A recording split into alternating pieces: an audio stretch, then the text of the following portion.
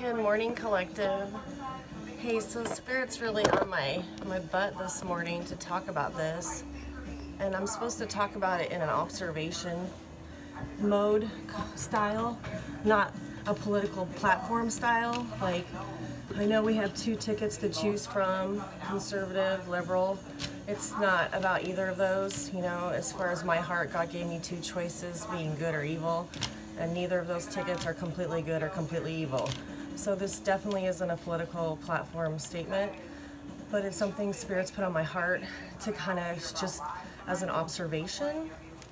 And it has to do with bloodlines, and it has to do with privilege and power. But I want to read Revelations to you first to open this this talk to you. It's from Revelation 7, verse 9. It says, "A great multitude, which no man could number, all of the nations and kindreds and people and tongues, stood before the throne and before the Lamb." So this multitude of people, okay? Not just one group. They're clothed with white robes and palms in their hands. So we have many cultures, many diversities with palms in their hand, honoring the Most High. Okay, so first the Egyptians were speaking to me about the Hyksos. It's Hysos, which were from East Asia, and they settled along the Nile. This is this is probably before the 15th dynasty. They started settling there. They immigrated out of the mountains with their donkeys, okay? Because they were depending on like eating like herbs from rocks and stuff. So they came to the water for better opportunities to grow their crops. And they started settling there. They had been there like a century, and during that century's time, they were giving the Egyptians all this cultural enrichment about using donkeys with the chariots when they go to war, you know, so the horse and chariot was discovered. The making of glass. All of these different cultures and things were introduced. I got all of this from historyofyesterday.com. So there were things that the Hyksos gave to the Egyptian kings during this century long, that they let them settle along this Nile. They came from East Asia. Okay, so everything's great until, you know, we have the kings. We had Amros, Tut the third. I'm going to call him Tut. His name's much longer. And Ramses the second. Okay, these kings, these three, between the three of them, made Egypt so strong and dynamic once they exiled the Canaanites and these Hyksos. Made them flee, made them go to where they eventually settled the city of Jerusalem, the holy city. Because they were considered not part of the king's blood. They were plebeians. They were commoners, okay? So they weren't. So King Tut, his mother and father were sister and brother, okay? So we already know that from these tombs that like some of these kings were buried with like canes because they could barely walk. It made the genes weaker when they kept interbreeding like that. We know from experience with Queen Victoria and the hemophiliac gene, you know, my blood won't clot. That's from Queen Victoria's line, where the women would be the carriers and the men would barely survive it. But women could carry that gene and get away with marrying their brother or their cousin or what have you to keep the bloodline pure, to keep that royal blood. Where do you think black magic comes in, collective? Black magic was used when the holy priest couldn't help these people in poor health. Black magic was brought in to like, hey, let's help this person survive, especially the males, because the male represented the dynasty, right? The male was the heir. And females were lasting longer. I mean, look at Queen Elizabeth. Look how long she lived. It's just an example of women can endure these mutations of genes, but in history, the male is the dynasty, right? That's who we honor for the legacy. So my ancestors just really wanted me to point this out because they're saying, look, you have one choice, or two choices really. You have two choices. You either let a woman rule because you want to inbreed, and she's the only one that can carry this messed up mutation that you're insisting upon, or you honor diversity of culture. You quit exiling these people. And like I say, I'm not politically either way. But you go to the City of Angels, Los Angeles, okay? Just go there, make an observation. Who built that city, cultural-wise? Just who built it? And you're gonna come back and say, wow, there's a lot of cultures there that built that city. Amen, right?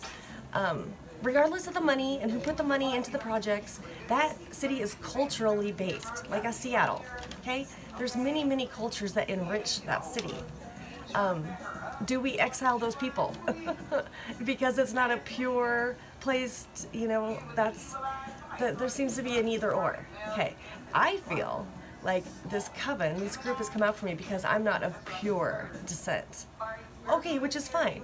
But then you're also, if that's not the point, then I'm too culturally undervalued. Like, they have no cultural, nothing to offer, like culturally. Because again, these immigrants, these people that had to flee, added value and worth to their environment. They gave the Egyptians things. They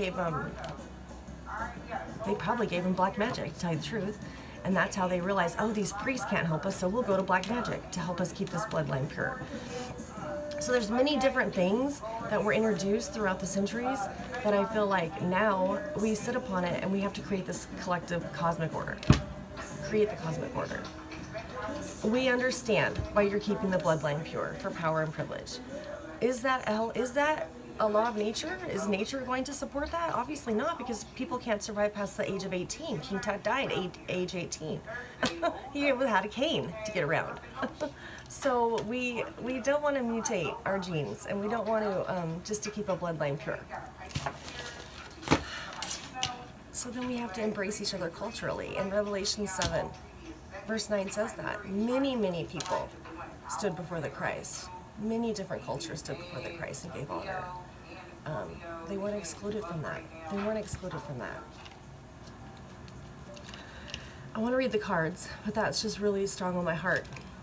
Because Spirit was on my ass to speak that. And I'm like, well, I'm not really a political person. I don't really, because I feel like God gave me two choices, good or evil. And none of the tickets are completely good or completely evil. So if I was to vote, that would be, I'd have to break that down very carefully. Let's just put it that way. Because of my experiences. So I was raised conservatively, but my ways of staying alive were very, like, out of the box. They weren't conventional. So can I be conservative when maybe somebody who saved my life wasn't in that box? Why would I vote that way? You see what I'm saying? It's like, do I accept the right to choose life? I don't know the circumstances in that. I really, really don't. I would support life 100%, but I know some people that's a very hard decision. I'm not politically speaking, but I just feel like this idea of let's attack this individual, let's get rid of this individual because they don't fit A, B, or C. I'm trying to figure out this mystery here. Like, obviously, I'm in this equation some way. Like, obviously, my bloodline's not pure enough, or I don't fit the club, or I'm not enriched enough to contribute. I'm not really sure what it is that I fail to, why I'm having to be exiled. I don't know. I walk, I talk, I think. But there's something, a collective, that have made us under attack. And it might be because we think outside the box spiritually. We take our resources from many different areas. Books, information. We get our information through dreams, downloads, speaking to the dead. I get a lot of that, speaking to the dead. Well, what the hell makes you think you're speaking to the dead? Because, believe me, sometimes it's cold enough in this apartment, like you would swear to God it's Alaska, and it is the middle of July, because my ancestors want to give me a message. They love me, and some people have that talent, some people don't even see it. They don't even recognize it. But you can listen to them, or you can seek them through black magic. But yeah, that's how black magic got one of its important starts is, hey, we have these ancestral bloodlines to keep the royalty that aren't surviving. The men are dying. We need this male heir. And so the priest isn't able to secure the blessing. Can you help us? And they brought in the black magic, and it would increase their life. All right, so we have the chariot. So there is movement.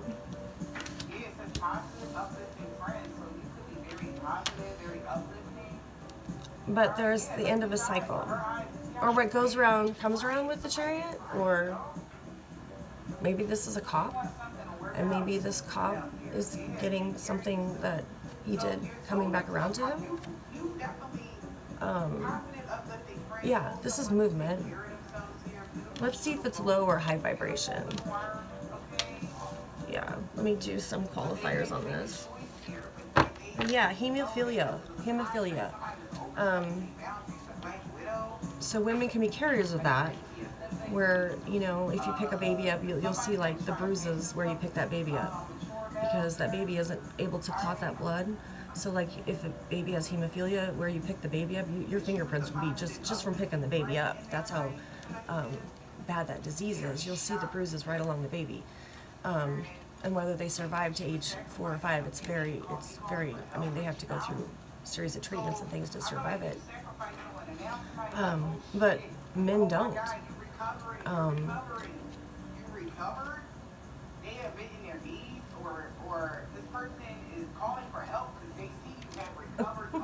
It's like weird, the spirit just fires me up. Talk about this. Oh yeah. So I look really politically like I'm one certain way or another. I hate that.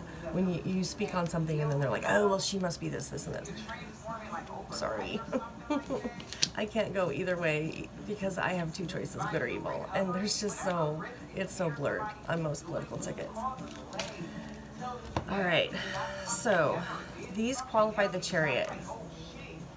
It's a fool that made a decision about a legacy because they were impatient. So I would say this is a lower vibration chariot.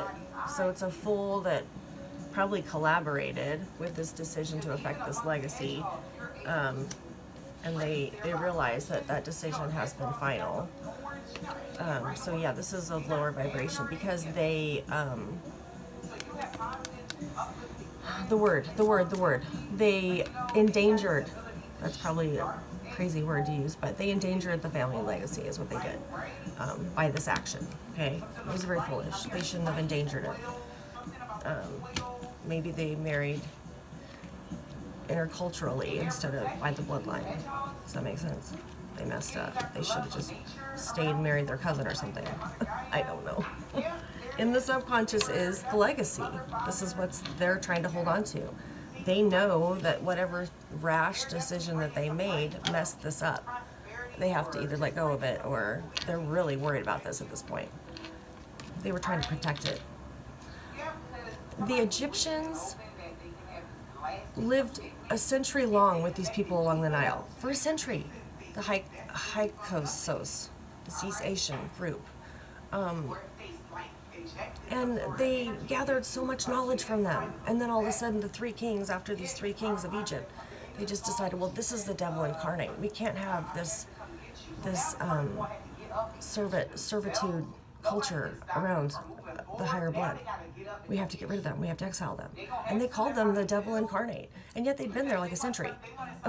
Came down from the mountains with their donkeys, helped them in war, intermarried with the Egyptians. Basically an Israelite. And if you read Exodus 37, that's basically what Exodus 37 is about. How we're going to exile all these Israelites who had to later go to Jerusalem and create the holy city. So there's just a lot of displaced people because they weren't royal blood. They weren't good enough. It caused a lot of anti-Semitism. Okay, it's probably the original before the Jewish people. I mean, it was horrible because think of your ancestors and the resources they had. They had very, very, very, very limited resources, and to flee at that point in time would be a very arduous task. So yeah, this is in the subconscious of the reading, this legacy that they messed up. They messed it up. But they have strength. In the front of this reading is their strength. So they're still trying to preserve this money. It's probably why they're using black magic. That's probably why you're feeling some of it collected, because they messed up. They're moving away from this like really down energy of, oh my God, I had to walk away from this money. I had to walk away from this. This plan did not go as we had a contract. I really believe this. There was a contract. That's why Chariot's in the front of this reading. There was a contract to preserve the legacy, and they messed it up, and they have to walk away from that with regret. And now they feel like this. They're tied up. Because they have to, okay, they have what, two choices? Either A, stop marrying your brother or your sister, or your cousin, your relative, or B, hire some black magic person to save this person's life, because you are going to marry your brother, sister, relative to preserve this legacy. And now we need black magic to, because the holy priest has failed us. The laws of nature are not going to allow this. I mean, we know about mutated genes. We know about it. Either that or put a woman in power. But she looks pretty tied up right now. So you're moving toward this, oh my gosh, I need one more too. So you're moving toward this stability collective. Or they want to move towards stability after all of this. That's their goal. But I gotta get a final card, a final reading on this. What's my final card on this reading? I was just so fired up about this, because that's how I feel. Like I'm this exile, this refugee, and like there's only one or two reasons for it. Like either A, you don't see any value in the culture that I've provided for you, or B, my blood isn't royal enough to be in your club. It's like, whatever, piss off. Okay, so they have to go toward the stability because they've really messed things up. There's no cosmic order in this reading so far. The cycle's closed. They did a lot of this action and they were very foolish. Okay, and that was a lot to be risky with. But it's not the money as much as the name too. Think about it. These kings of Egypt. I mean, it was the legacy. It was the name, it was their reputation. So this is how people are looking at them. Like, yo, this is a tough place to be. That's where you call in the black magic. That's where these lower vibrations, that's what they're going to turn to, because the holy priests haven't helped them. See? That's where it got started. Like, yeah, yo. In hopes and wishes, they want to balance. They have to balance it for their ancestors' sake. I mean, think about them. Like, you know, our ancestors are giving us all these incredible downloads of like, look, this is what's going on. This is why we called you here to speak on this stuff, to be an observer of this. Just be an observer is all they're telling me to be. Like, just observe this and speak on it, because they really need balance right now.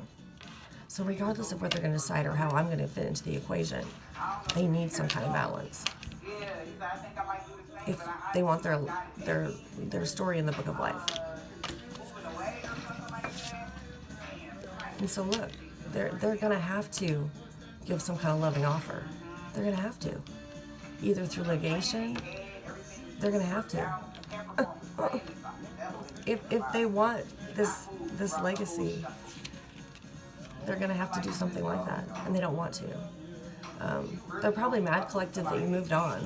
That you moved on, and I got a lot of readings where they're upset that you're moving on, and they're calling you all these names in the book, like prostitute, lady of the night kind of things, because they see people helping you.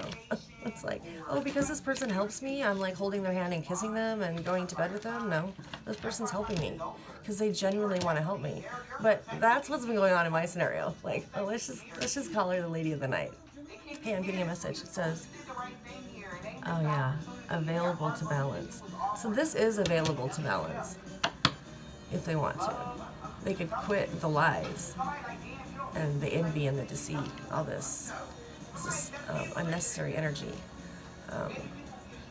And even in the Egyptian kings, why else would they speak to me about this? Because they even realized, yeah, we intermarried with these people, we have culture from these people, we can't continue to marry our brother and sister because we're not surviving, the laws of nature wouldn't allow it. Even with Princess Di and Charles, that was an arrangement for the bloodline. That was not love. There was no love there. Okay, did that survive? No, but it was done for the bloodline to preserve that lineage, which is great. But look what it did in the laws of nature. It caused chaos, and we're here collective to balance that. So take a look, my collective angels, and let's bring balance to this. I love you. Have an awesome Monday.